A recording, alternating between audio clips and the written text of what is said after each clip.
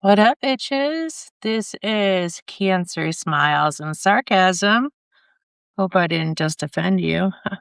That's what I say to my nearest and dearest friends. That's how I call them. And if you're a nearest and dearest friend to me, you are not easily offended. All right. But, anyways, yeah, it's a term of love, and you can take it any way you want, but it's for everyone, that term of endearment. So, today I come to you with my choice of drink being a lemon drop. And because it's starting the end of the day, and we are going to talk today about the initial phase of cancer. So I'm hoping that we get some guests coming on here, but I'm just going to start with me, and then there are lots of questions that you might ask, and there's several websites and stuff that go through that, so we might chat on that. Hopefully we'll get some listeners. um so yeah, today's a beautiful day in Colorado. We got about 65 degrees. The sun is shining as usual. The average amount of sun in Colorado is about 300 days. So, yeah, and I live in Western Colorado where it's beautiful. We don't have a lot of pollution, and you can actually see the stars at night. So, my initial phase, I was sitting in the mirror, and I hope, this isn't too repetitive for some of you, but I was standing in the mirror looking at myself and noticed a bruise or something on my right breast, and like, what is that? Felt around, kind of felt uncomfortable, maybe a little bit hard. So I called my doctor. I literally just started a brand new job. I started August 21st, and I think this was August 22nd. So, yeah, as for some of you know, you're going to find a theme here. I was out drinking and paddleboarding, and unfortunately fell off my paddleboard a couple times. So, yeah. So, anyways, I was like, well, maybe it's just a bruise. But better safe than sorry. At that point, I had never had a mammogram, and I was 46 years old. So I, sorry, maybe I'm having a hard time catching my breath today. Okay, hopefully my oxygen is on. So, anyways, I went to the doctor for the initial mammogram. And oh no, sorry, I'm sorry. I went to the doctor for the initial checkup. And then she felt around my breast. She said, yeah, I can feel something. Doesn't feel like a lump to me, but better safe than sorry. You go on for a mammogram. So I went in for the mammogram. Uh, that person saw a lump. They said, okay, wait here in this room, and we're going to get the radiologist, and we're going to do um, a ultrasound. Yeah, ultrasound on you. So the mammogram, oh my God, if you haven't had one, and for any guy out there, you need to know what we go through. Okay. You have to have your you have to lean up and have your boob squished into this plastic thing. I mean, it's crazy. I'm telling you, it doesn't even make sense with where we are at in life with technology. It makes no sense if this is how it's done. Anyways, they squeeze your boob in, and if you have small boobs, it's probably, I would guess it's probably less pleasant. I don't know, because it's just really hard. So, anyways, they squeeze your boobs in. Okay. Then the ultrasound is no big deal. It's just some cold jelly, and then the thing that rubs around you, a little bit of noise. And it's like, when people have babies, they can kind of see, and you can see all the blood moving, all the things. So I did the ultrasound, and then the radiologist asked me something, I can't remember, and I felt it at that moment. I was like, "This shit isn't good," and, he had somebody in there studying to be, whatever, a student in there, and they just looked at each other, and I was thinking to myself, "Gosh, this is not good." So, yeah, so he told me that I had cancer at that moment, and he said, "I normally don't tell people this, but it's clearly cancer. Like, this is not my job. This is for your doctors to tell you, but it's clearly cancer." And the way he knew that was because there was a big black spot that had been spidering. It was totally spidered out. So, like, that it was kind of like a potato, and you know how it gets those what are they called, eyes or whatever, and then it just starts going out, and then just like little roots come out from out of it. Yeah, guess I don't empty my kitchen cupboards enough. Ah, you caught me. Um, but yeah, so that's kind of what it was like. It was just these like, or maybe like a snowflake. Maybe that's a better way to describe it. Yeah, a center and all these things spread it out. And I said, okay.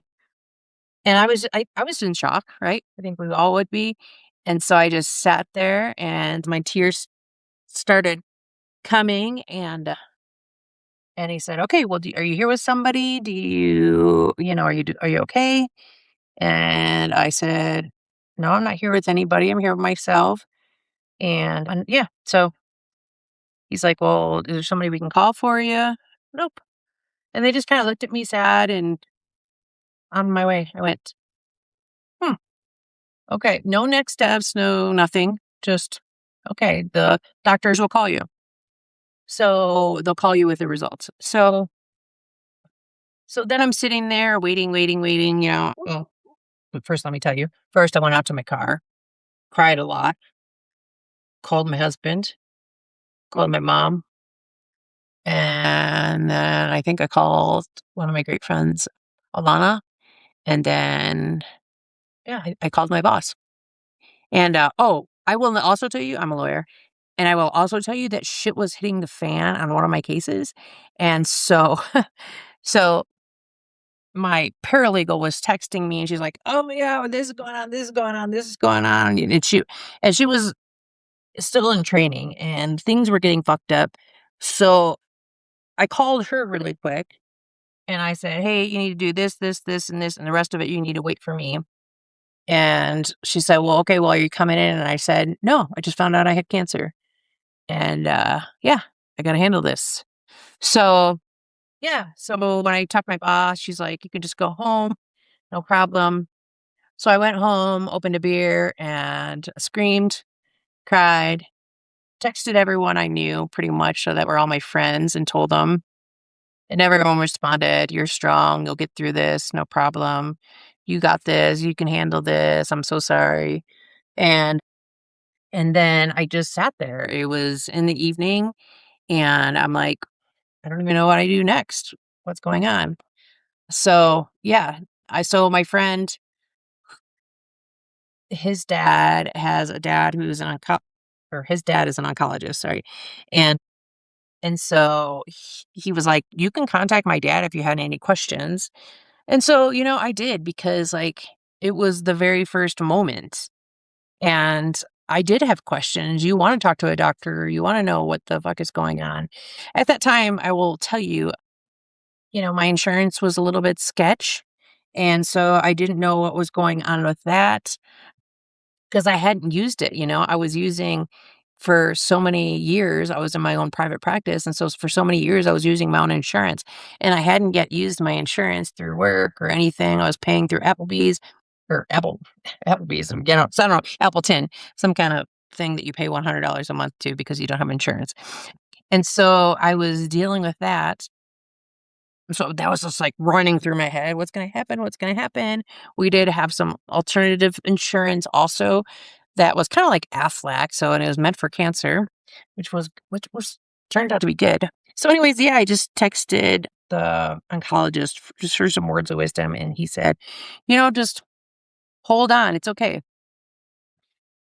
You'll be in contact with somebody, and there's no need to panic. There's nothing you can do today. You just need to, chill out. So, easier said than done. And, he probably didn't use those words because he's a lot more empathetic and, you know, and verbal than that. But yeah, so I just drank and screamed and I hugged my husband and sat on the couch overlooking the Colorado River. And yeah, and that was it. So I do have a guest with me. Woohoo. If you're interested in talking to us, then just send me a little message and I will get back with you. So yeah, so I learned that way. Then I had to go in for a biopsy. I went to a biopsy. My husband went with to that with me and was actually able to sit in the room. For those of you wondering, it was pretty horrible. I have really dense breast, so for me, it was maybe even more horrible.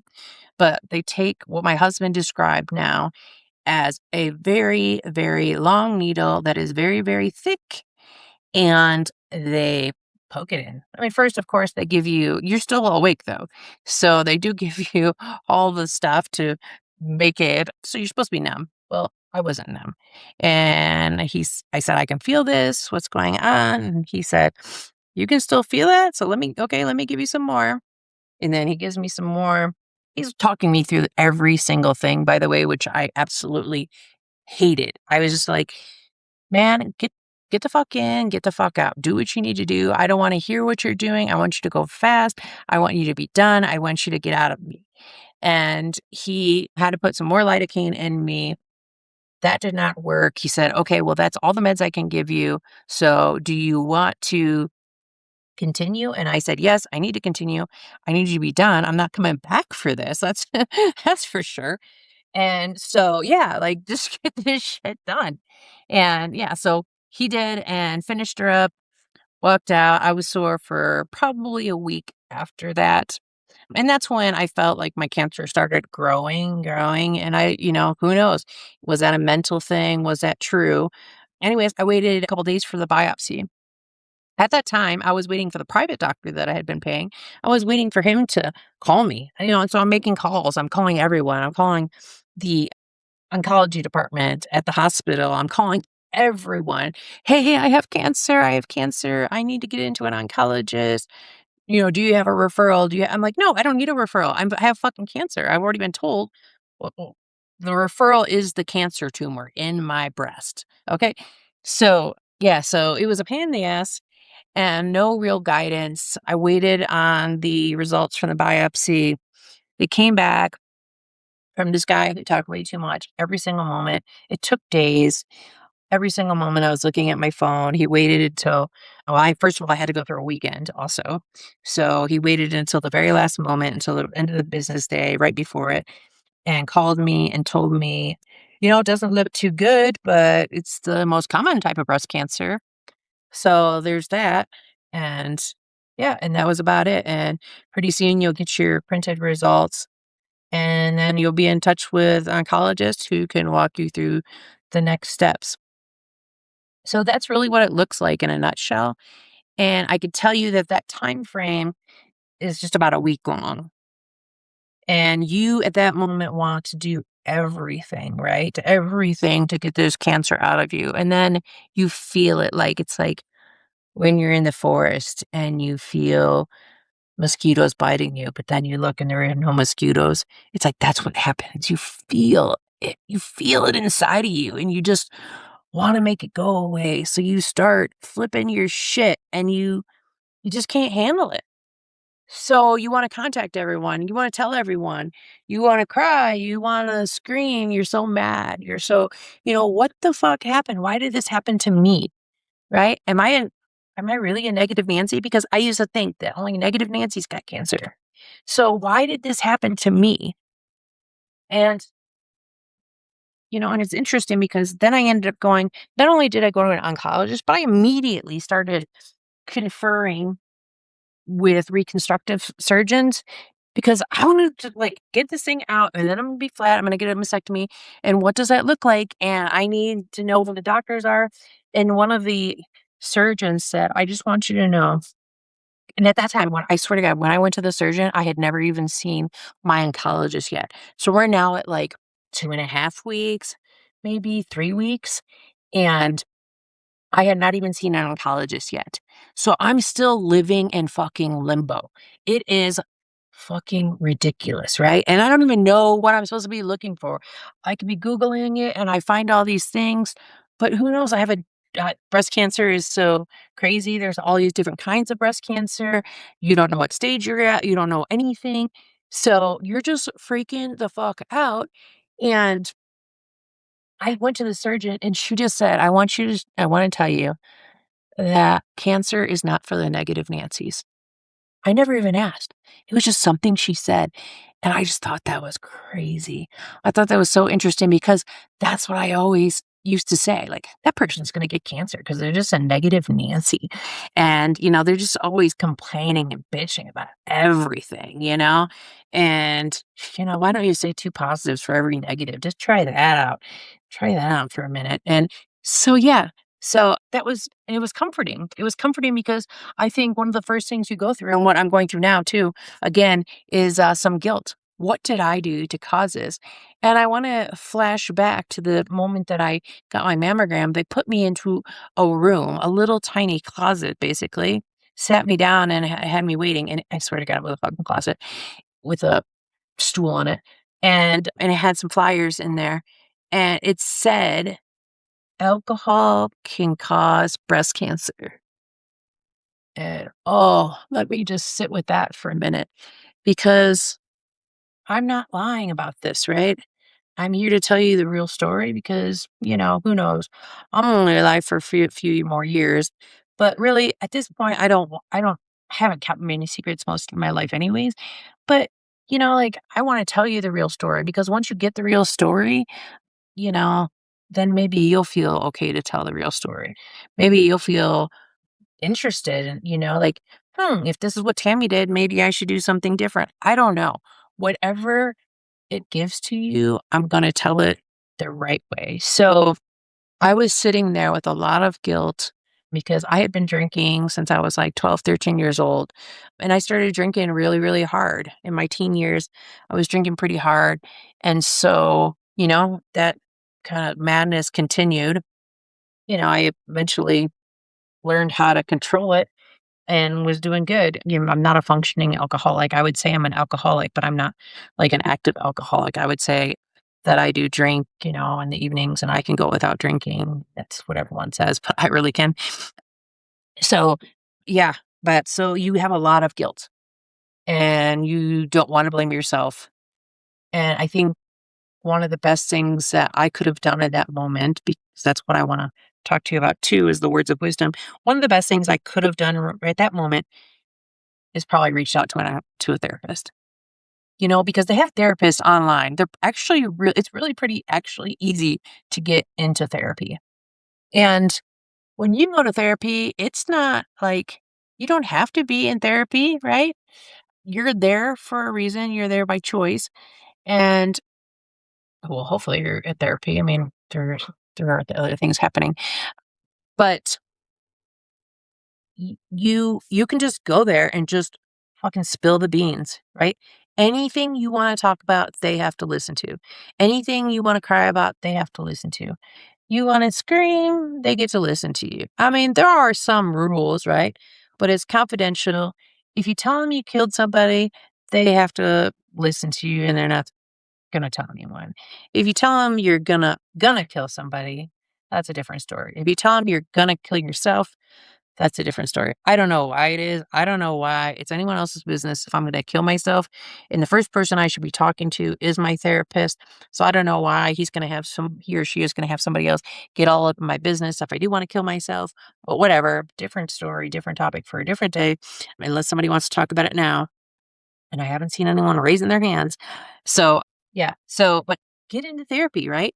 You might not have doctors, but nobody wants to like they say they wanna talk with you, they say they wanna cry with you, they say they wanna be a shoulder to cry on, and, some of it probably mean it most of the time, but do they have the time? And no, and they're out working, and they're living their lives, and they don't know what the fuck to say.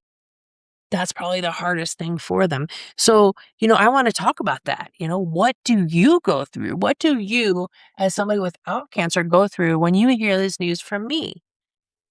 And so yeah, so I would say get a therapist. I didn't do that. I didn't do that until much later. And that therapist is just there to just help you de-stress, just calm down, and I think that's what you need to do. You need to calm down. And as easy as that is to say, it's super hard to do.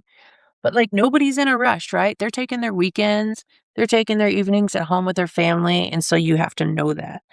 And they know that the cancer isn't going to get much worse in the little time that you're sitting there waiting, which feels like a million years to you, but it's not a million years to them, right? And they know that, hey, she can live a few more weeks with this cancer. And even if she's going to get surgery or, start on treatment, she can live a few more weeks. Yeah, I will tell you that my cancer did grow. I ended up having my double mastectomy in October. And so August 23rd to October 24th, I believe it was. So 2 months. And in that time, they found more tumors and my tumor had grown. And I can't remember how much it was. I want to say it was about at least a quarter of an inch. So that tells you, I mean, for me, my cancer turns out to be aggressive. All right. So people want to know all the time. They ask me, and this would happen when I called people. I called my brother, I called my mom, and they said, "What stage is it? How long do you have to live?" You don't get to know that. Okay. You only get to know that after the surgery, right? So the biopsy will tell you the basics of the surgery, right? It will tell you, I mean, not the surgery of your tumor. It will tell you what kind of cancer you have and like lay it all out for you. So, like in my case, it was estrogen positive, progesterone positive breast cancer, hers 2 negative. Okay.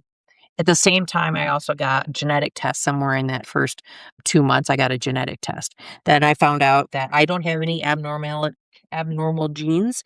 So I don't have the BRCA gene, which is one of the breast cancer genes. So it doesn't run in my family. No one else in my family had breast cancer.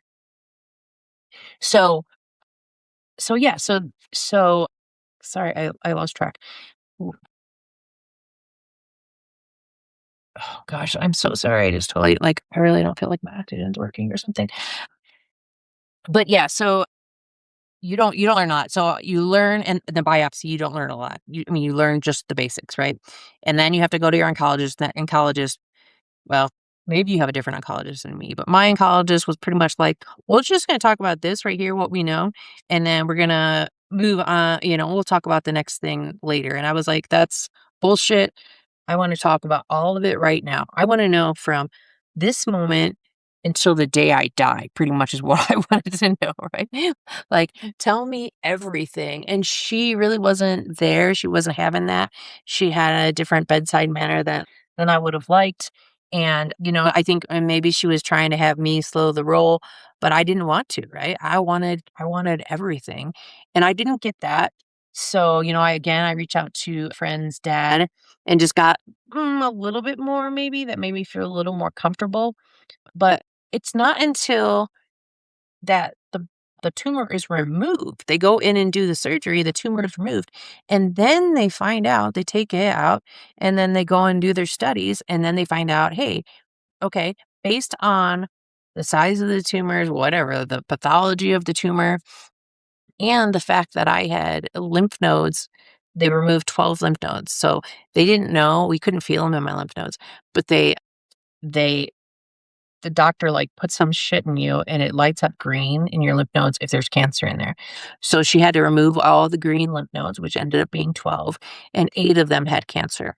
So based on all of that, and primarily, I believe the reason being that I had cancer in the lymph nodes, it was stage 3 cancer. So it wasn't just in my breast, which put it at the stage 3. Okay. Following that. So yeah, that is it in a nutshell.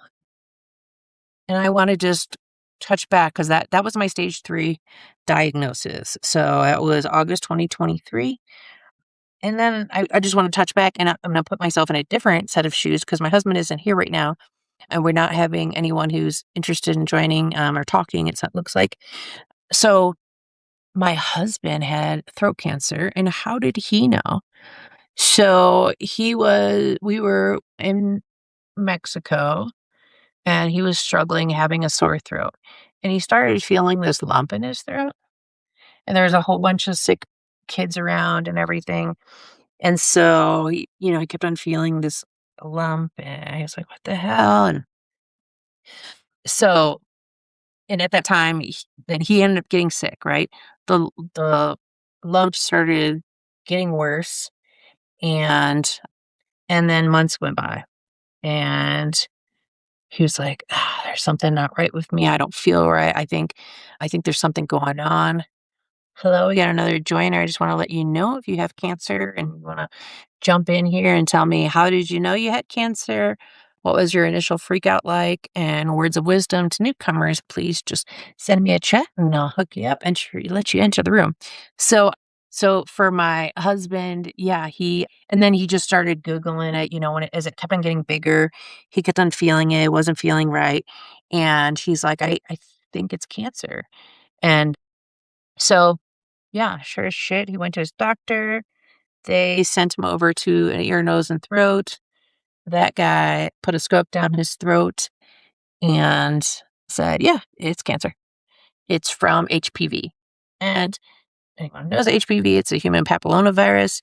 And apparently there's like 500 strands of it. And don't quote me on this because I'm not an expert, but apparently there's like somewhere around 500 strands of it. And he had one of them, and his immune system, typically all of our immune systems fight it off, right? But sometimes they don't, and so it will just flare up. And in his case, that particular strain of HPV caused him throat cancer. So, what did he do when he figured out he had cancer? Well, I can just tell you, it was December of 2023. So it was just a few months right after mine, and I was going through chemo and radiation at that time. And I think he probably would have freaked out a lot more if we weren't already going through what we were going through with me. But yeah, he talked to the ENT specialist who said, "I'll do surgery." And then he went to the oncologist, and the oncologist said, "Hey, let you talk to the radiologist. You can do surgery and chemo and radiation. You can just do surgery. You can just do chemo and radiation." And then he went and met with the radiologist. He kind of connected with the radiologist, I feel like. And so he ended up choosing the chemotherapy and radiation route, did not do the surgery route.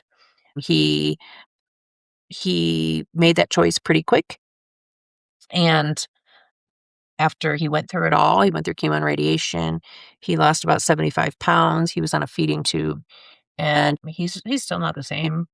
Will he ever be the same? Probably not. I don't think so. Like, that's a lot to recover from. He's still skinny, he still struggles with his saliva, taste, things like that. But I mean, he's doing great. Like, he's quote unquote normal, the new normal, right? We all have a new normal after cancer. And so, yeah, I think if he were here to give you some words of wisdom, he too would say, do a little more research. Don't flip out so much. Slow your roll again, and just go and talk to somebody, maybe even get another opinion with another surgeon, another radiologist, and then talk more about what would that have looked like, because now I think he thinks maybe I could have just done the surgery, and then he wouldn't have such a physical impact on his body. So, you know, that would be his words of wisdom. He also thinks that it was good, as positive thing that we both got cancer because now we understood what each other was going through. And I would say, from an outsider, when he got diagnosed with cancer, it was extremely hard for me because I already knew how scared you get.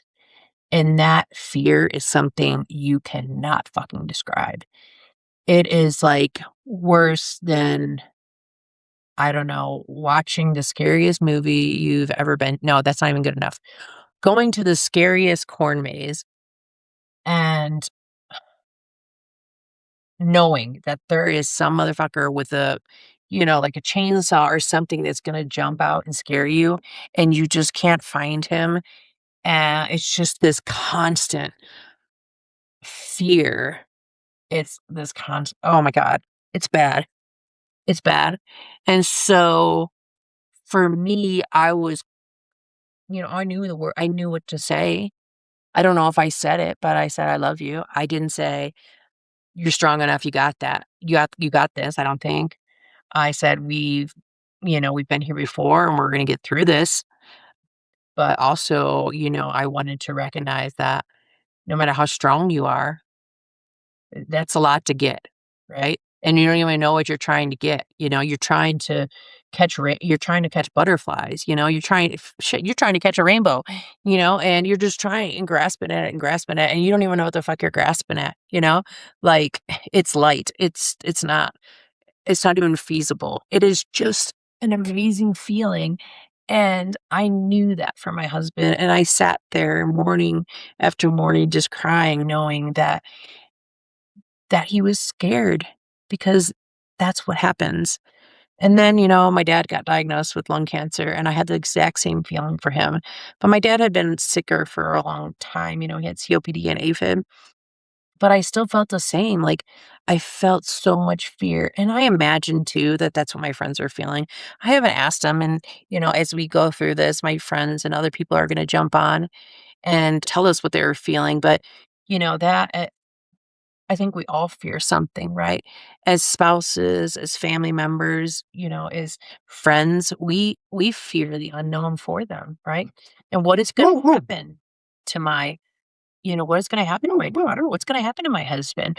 What's going to happen to my friend? Shit, what's going to happen to my coworker? Fuck, we got this case we were working on together, and now I'm going to have to do it all? Are you kidding me? Like, hey, sorry about your luck, but can we please get back to work now? Um, so really, I mean, everyone's impacted by it, right? To a different level. The people I supervise, they were impacted by it, right? And I think we have to be cognizant of that. So, who's getting infected by this? Everyone, right? And when you freak the fuck out on the dude sitting next to you in the bus because you're having a bad day, because you feel like shit and you're scared and you're tired and you're going to all these medical appointments, guess what? He's impacted too. And maybe he's sitting there dealing with cancer, or maybe his mom's dealing with cancer. I'm pretty sure he knows somebody who's dealing with cancer. So it's just this all encompassing bullshit that everyone's going through. So yeah, my husband never went to a counselor, and I wish he would now, even still today. I wish he would go to a counselor or a therapist.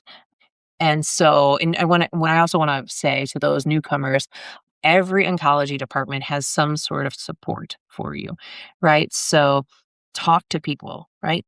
They're going to ask you all these questions when you go in. Every time you go in, you get asked the same questions. Are you in any pain? Are you shitting a lot? Are you, shitting your drawers, or just going to the bathroom a lot? Or are you constipated? Are you both? Or, you know, are you crying a lot? Like, what's your stress level? What's your anxiety level? How are you eating? They ask you all these questions. And so you have to answer those questions all the time. Yes, I'm so sorry. And then tell them, just tell them that you're feeling anxiety. And they have social workers. So right now I am seeing a clinical social worker. He's a therapist, really. And so he just listens to me cry or listens to me talk. And then I started going to groups. And, what you get from group is what you bring to group, or what you want from group, right? So if you want to talk in group, or if you just want to listen to the people talking in group, that's okay. My group in particular has people with all different kinds of cancers, and they're at all different stages. One of 'em, like, in particular, recently, like, a person who was in remission for several years, another person who is just newly in remission, and then me. So somebody who's dying of it. So, and maybe you live in a bigger town where you can pick the support groups that you go to. But, then there's also like, there's somebody around you who's had cancer before. So get on the phone, get in contact with them and talk to them. Hey, you've been here before. What did you do? What are your words of wisdom? What can you tell me right now? And feel that feeling of feeling not alone. Right? And so for my husband, that feeling of not being alone in his cancer journey was a positive thing. And, just going through it and knowing that somebody else felt what he felt, that he didn't have to be embarrassed by it. That because he was embarrassed. When people would come over He didn't wanna see that because he had lost so much weight, and he looked so sick, and he was embarrassed by that, and he didn't have the energy to talk to people about it. He didn't wanna talk to people about it. So, he pretty much stayed at home, and, I'm the opposite, right? I'm this I wanna talk about it all the time. So, I walk around, "Tell the world you have fucking breast cancer. Yeah, bitches, my boobs are falling off," like, "Oh my god." Like, but that's just who I am, right? Because that's how I cope. That's my coping mechanism, and some people are completely opposite. And so when you're talking to somebody who just got cancer, is in the initial stages of that, recognize that too, even ask them, "Hey, do you want to talk about this?" You know, because I eventually didn't want to talk about that. I wanted to talk about everything else, right? I still live my normal life, right? I still went to work. I took some time off for surgeries and stuff, and sometimes I just didn't feel well, and so I'd have to go home but I still worked my regular life, and I wasn't communicating with anyone. At that time, like, I kinda I went off and on with counseling, and so, you know you just gotta figure it out, and so does work make you feel better? Does work help you cope? For me, it did. For my husband, he wasn't able to work, right? And how much that impacted him not being able to do that. Also, I think not seeing that I wasn't impacted that way, so how did that impact him? It's just this crazy, crazy thing. There's so much going on. There's so much to think about. And then he's losing income. So what does that look like for him? And so for me, eventually, I made my therapist cry at one point, and I just said, I don't want that therapist anymore. So I stopped going to therapy, and like now I had to see a different one. But when you first get it, reach out, find out your resources and figure out what resources work for you. And is work kind of a resource? Are your coworkers a resource? Because then you can start talking about work and you can talk about, this or that. And if you're a parent, start hanging out with other parents and just sitting around shooting the shit about your kids. And you don't have to talk about your cancer if you don't want to, right? And maybe they want to hear about it. Maybe they don't. Maybe they don't even know what to say. So everyone's thinking about it, right? Because it's the elephant in the room. So how are you gonna cope with that? How are they coping with that? And yeah, so that's my gist, man. And I just wish that somebody would chime in here. Yeah. I know I've invited a lot of people to this live chat room. I really want it to be kind of more of a support group in the sense that we would stay on topic and just kind of share our journeys. All right, so I do have somebody coming in, and I'm going to let them in, and we're going to hear what they have to say. All right, let me get invite in. Here you go. Hello, how are you? Hey, Tammy, it's Shannon. Oh, hey, Shannon, how are you? Again, trying to figure out how to use this whole thing. Oh, you must have came up with your code name real quickly.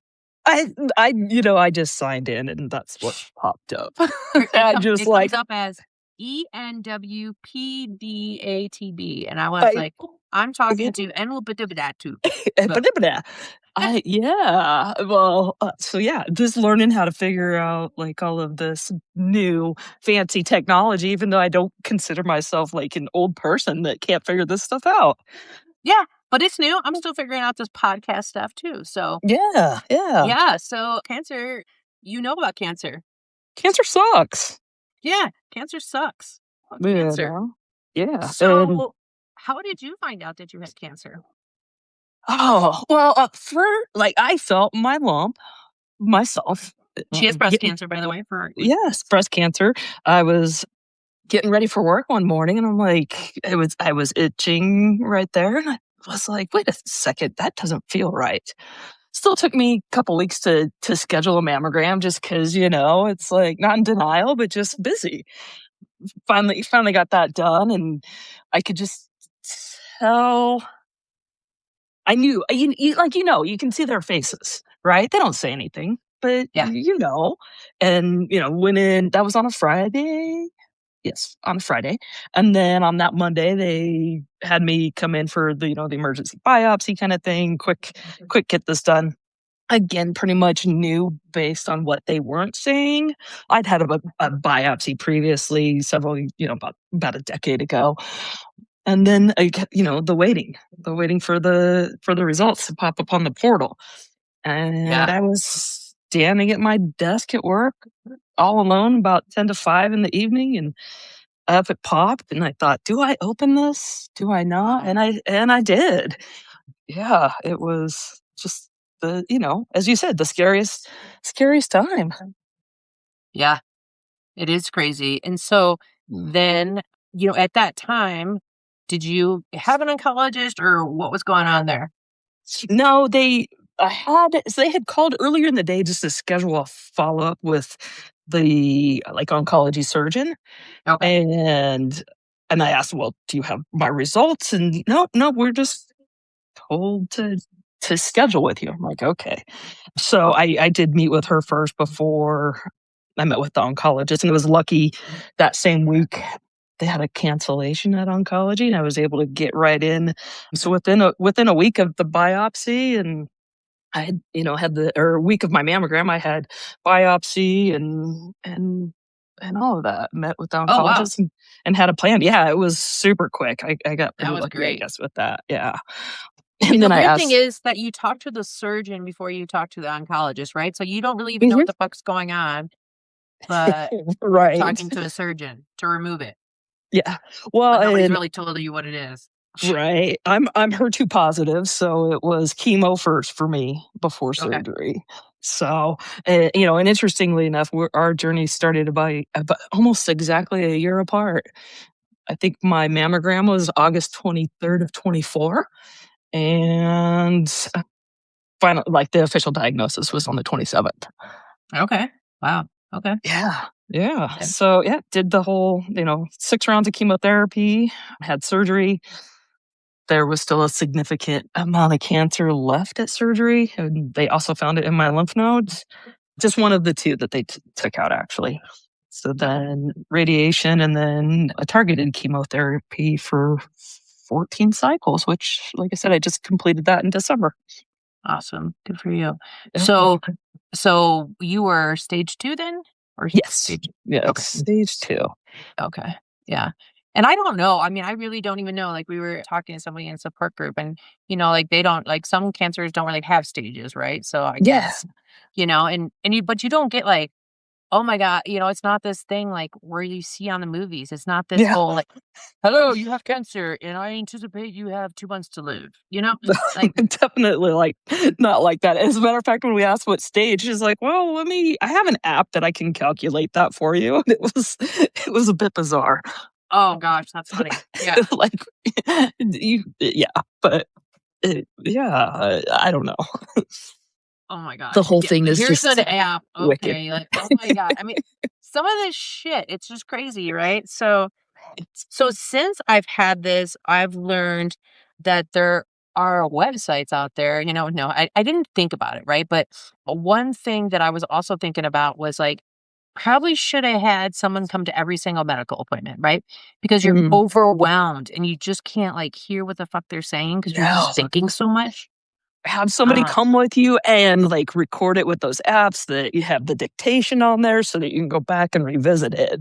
Yes, yes, I think so too, like, that is huge, because I think I was, like, really, like maybe I was informed, but I felt uninformed because it was just too much for me to process, you It's a know? lot. It is Yeah, it it's a lot. Yep, taking notes, all of that. It's there's a and lot did that you you're get gonna second forget. opinions? No, I didn't. Okay, No, but and then I y trusted that the doctors were on top of it, and they're like, "It's just this here's the standard of care." okay, So yeah, just and then you after that, did you have a double mastectomy? yes. Okay, Yep. eh, I was like, "These bitches are trying to kill me, they gotta go." hell to the yeah, yeah, yeah, yeah, and so looking at it now, because we always say hindsight is 2020, right? Mhm. That initial phase, is there anything that you would have done differently that words of wisdom you can give to like Mm. your supports to people coming in, like Well, I think especially like what we were just saying is making sure you have somebody with you at those appointments and Mhm. record them so you can go back and revisit what they said. Because did you hear that right? Word in other words of wisdom, man. It's so difficult because it's just I don't know. It's there's so much to it. Your head is spinning and it's as I've said before, it's the greatest mind fuck ever being Yeah. diagnosed. Especially, I was in my 40s as well when I was diagnosed, and it's like, man, I'm too young for this. Yeah. And you can think of a mind fuck, like, in a positive way, but I can promise you this, that was not one positive mind fuck. No, No. it was like getting raped instead of like yeah, Nobody bought me a drink first. yeah, exactly. Or before or after. Yeah, Right. it's yeah. Yeah, it's some crazy shit. Also have somebody else online, an eye doc. If you have cancer and you wanna tell a story, you can just chime in here, just send me a message that you wanna join in. Yeah, so thanks, Shannon, that's great. Yeah. It's great to hear you, and I'm glad you just chimed in here. Yeah, yeah, it's just a crazy disease, and like we were saying, maybe, if you stepped up, and said on a bus, "Hey, I have cancer. Who else here has cancer? Or who else is dealing with cancer?" I imagine probably a good majority of the people would raise their hand or stand up, you know? Yeah, it's more than we would think even. Yeah. It's all over, it seems like. And what do you think that as your friends or supports, those friends or supports out there, what do you think, what words of wisdom could you give to them? Um, I would say don't just say, "Let me know if I can do anything for you," because, well, I'm not gonna just say, "Hey, will you go do this for me or that for me," but just be there for that person and just, comfort them or say, "Hey, I'm bringing you dinner tonight or tomorrow night," or whatever, and not just rely on that person to reach back out to you with, "Here's what I would like," because Yeah. yeah, most people don't. We don't wanna be burdened. Exactly, and that's such a good point because you know what? Every day I would get somebody, like, messaging me or whatever, and, I mean, people come out of the woodwork, right? And I think Right. that's when you start to know, like, who maybe you have some friends out there, so maybe some real friends out there who you never really thought of as, like, real friends or real supports, you know? I mean, Mhm. I had tons of those, I had a colleague that I worked with, and I never really truly, like, I guess I didn't know that she was my friend, you know? Mhm. And then she just came over. She's like, "I'm coming over, and my mom's coming over, and we're making you dinner." And I was like, "What the fuck?" You know? And yes, I was so grateful though, and then, now I know she's my friend, right? Mhm. There's no fucking doubt about it. Like, she checks in with me all the time, and so I check in with her and try and reciprocate, and, yeah, she is my friend. So, I think too, like, you'll maybe find some new friends throughout this journey, Yeah. and also you will find out who your friends are throughout this journey, because I think friends give and receive, right? Mhm. It's a reciprocal thing, and so, at least that's my definition of friendship, but also when you're asking, like, instead of asking, it's more of a demand, right? I'm coming over. Mhm.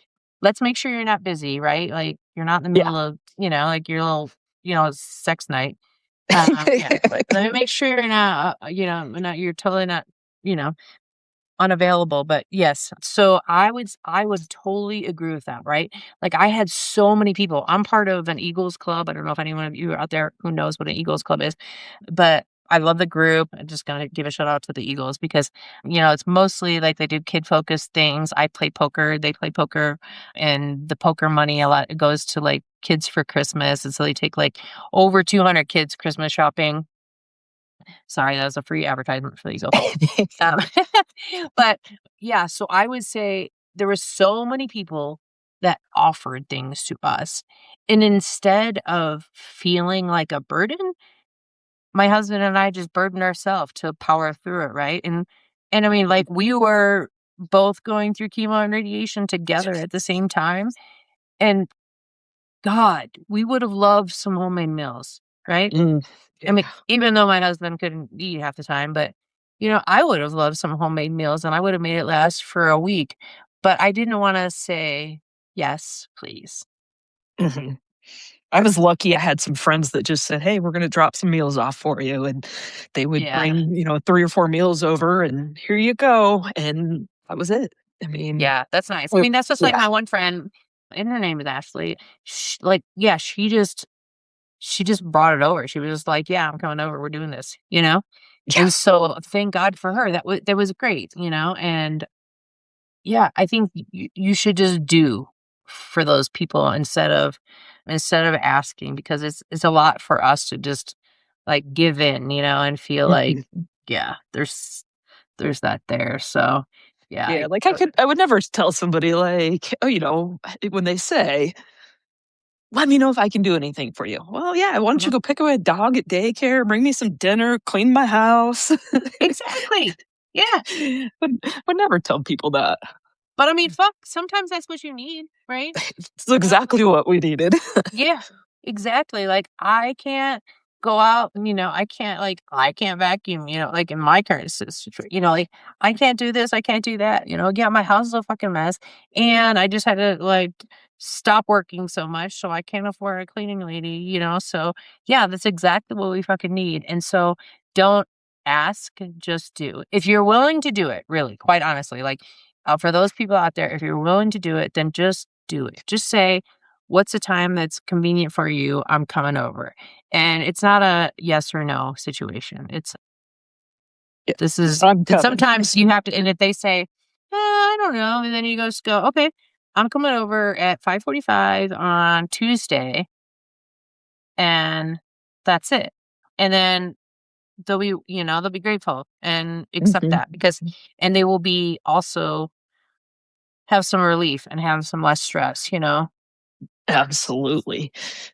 Then I don't Yeah, have to pry myself off my couch, and exactly. somebody Yeah, else will do it for me. yeah, no shit. We were just talking about support group, like using cancer as your crutch. And I talked about that in my last live thing. And I will continue to talk about it, using cancer as your crutch and how much we now love our lazy boys. I don't know how many naps I took on my couch. Yeah, exactly. And there will be many more to take. Yes. Yeah. But So it cool. is Well, important. Just go out and help. Just help. If your friend's diagnosed with cancer, just, I'm coming over. Here we go. exactly. We're gonna And do I this. I had somebody else I was talking to. I it's at poker because that's pretty much where I spend my social life. You guys haven't noticed. And I was playing a poker game with somebody, and he was like, "Yeah." He's like, "I had cancer, and" oh, no, no, no, it wasn't he had cancer. It was his friend had cancer, and he just kept on showing up, right? He would, like, show up and be like, "Hey, we're going fishing, and we're gonna do" 'cause he's like he was my fishing buddy, and when I would text him, he was just like, "Ah, blah, blah, blah, blah," was not very responsive. And so he's like, "I just started showing up, like, we're Yeah. doing dinner today. We're going fishing today." And and as his friend, he said, the guy with cancer said, "Thanks so much, dude. Like, none of my friends have showed up for this. Mhm. No one has showed up for this. They will every once in a while call me and say, 'How are you doing?' But no one showed up, right? Yeah. And you showed up." And this guy who was talking to me thought, "Well, I didn't even think I was like a really great friend for him. I knew I was his friend, but I didn't think I was a great friend. I thought he had many more, you know, people who'd be stronger, be better supports, or he had like a lot going on in his social life." But his buddy was just so grateful, and he said, "I learned a lot from that. Just how it is to show up for somebody, to show up for something, and it's you say that a lot, right? You say, I'm gonna go out there and I'm gonna give back to the community. I'm gonna I'm gonna be what I wish like what you see, whatever the hell it is that they put on Buddha shirts. Like, be the change you wish to see, right? Yeah. But not everyone does it, right? And so Right. so those questions often seem ingenuine, right? And I'm not saying that they are at all, right? Not at all. Right. Yeah, but most, I think Shannon and I could say that they're not going to be really accepted very often, I think, unless you have somebody who's just that kind of person, right? Because I think Shannon and I are both very strong, independent women, and 100%. yeah, yeah, and so we're not gonna accept that, right? We're gonna be like, "Thanks," and wish we would have said. I think on so many days, I wish I would have said, "Yeah, please Mm, bring me a meal tomorrow. yeah. Yeah, please come clean my house. Like, please, like, it's a fucking mess, and I hate to see it. Please come clean my house," you know? Yeah. I don't have the And energy to clean it yeah, some I wish I days. would have said that. I mean, it's so many times, and I did have a friend come up and show up at chemo, and just sat there and kept me company, and yes, yes, please show up at chemo if you want to, you know? Mhm. Like, sometimes they even give you free lunch, you know? Like, just show up there. Yeah, I mean, like, Show what up, am I doing? I'm just sitting there. I mean, I'm not going through chemo anymore, but like, I'm just sitting there, right? Like, right? Just sitting getting there juice, watching getting something. chemicals pumped into me, just dying a little bit inside. And yeah, so please, yeah, show up and we'll just like talk, shoot the shit. But I also think, I don't know if you agree with me, Shannon, but I don't want to sit there and talk about me. I want to talk about like what the fuck else is going on in life, right? Right, like, What do you think? "Hey, what do we gotta do?" And, yeah, it's just having somebody there with you is even if I'm not talking, we could be watching, I don't know, Ted Lasso or something, but it's just having Exactly. somebody there. Yeah. Yep. We have, yeah. So, by the way, some of the chemo rooms, we can get some TV and shit going on. But yeah, it's not that bad. If you get the private room, those are the best. Oh yeah, I got one of those the other day for my infusion. I was like, "Hell to the yes," watching Law and Order. I had it for my chemo, I had it 5 out of the 6 times I had chemo, Oh and it was wow, always the same room. Everyone's like, "How do you continue to get this?" I'm like, "I you're don't know, the I lucky just ducky. lucky." And then when I started my targeted chemo infusions, I was always out in the big area, but I had COVID over the summer, and so, of course, they put you in that little room and, like, seal you in, and nobody wants to take care of you because they don't want COVID. Yeah, But, yeah, those yeah, little for rooms, sure. those are the best. Yeah, yeah, yeah. Yeah. So Stephanie and I go to the same hospital, and we happen to have like a new facility, and it's pretty cush. It's It's pretty pretty nice. nice. Yeah, they got some massage chairs and stuff going on, and yeah. Heated seats, I love the heated seats. Hell yeah, yeah. Heated blankets and all that good stuff. Yeah, it's pretty cush. All right. Well, it is 5:30, folks, and Stefan, I am so happy that you jumped on. I do wanna. I was gonna give you my phone number so we could go have a beer. Yeah. So, but I'm not gonna give it to you right now. But No, just, anyway. find me on Facebook. Okay. Cool. We'll do. And so yeah. Anyways, over and out with Stephanie, and thanks so much for everyone. I am live on Tuesdays. 4:30 to 5:30 is what I decided. I did a 2-hour last time. It was just too long for me. And so, yeah, just want to do 4:30 to 5:30, and that gives some people some time, like on the Eastern Coast and Western Coast. Oh, we're in the West. Yeah, Central Coast to chime in. And thanks so much for being here, everyone. And I usually try and leave it with a joke. You happen to have a joke, Stephanie? Like a dad joke, like Oh, any god, kind of joke. I always have dad jokes, and now I can't think of one. You get put under pressure. On the spot. No, I got nothing. You got nothing. Okay, well, the got nothing. Well, I'll be more prepared in the future. I currently have a foster kid living with me, and I got her a cell phone yesterday, and so she's texting me, and like, because now she's fucking texting, she's blowing up everyone, right? Oh wait, but first I'm gonna finish it, and then I got a joke with iDoc, but because somebody else is chatting me. But so anyway, she's blowing up my phone. I'm at the, like, recording something, and she's like, "Guess what?" And I just memed her a chicken butt, a picture of a chicken butt, because I knew that's what the post was coming up, right? And she was like, "Oh my god, you got me," you know? Alright, so I have another person who's chatting with me, and his joke is okay, so he says, "What did the shoe say to the pants?" What did the "What's up, britches?" 'Cause you guys, I don't know if you were here for my intro, but I'm like, "What's up, bitches?" That's Uh, like my endearing, term welcome term. So I love that one. I have a coaster that says something like that. So like it's like whatever bitches and the bitches whatever. Perfect.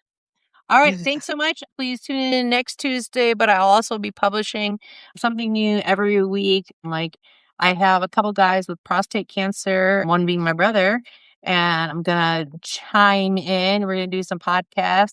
And then I do Tuesday live shows for everyone. Like I said, I kind of like it to be a virtual support group, but for everyone, like everyone involved, because the world is engulfed with cancer, right? So we're all dealing with cancer, right? We're all going through some sort of cancer journey. And so, I mean, I truly believe that, right? And if not, maybe you will be going through it in the future. And so this is not something bad to listen to. And then, yeah, so and then I'll post something. And then I also have another person who I just think is a wonderful human being. And she's going to talk about her family's life with cancer, 4 family members with cancer, I believe, and how that impacted her. But also more importantly, I'm interested as a mom of a 4-year-old and knowing that so many people in her life have had cancer. I'm interested in knowing how she approaches raising her child. Does she change her diet? Does she change, like, what's she gonna do for her kid to prevent cancer? Because, like, there's a lot of hubbub out there, like, is it your diet? Is it your stress? Is it your whatever, you know? So, yeah, that's next. Alright. Have a great night, everyone. Thanks. Bye. Thanks, Shannon. Thanks, Ida. Yeah. Alright, good night.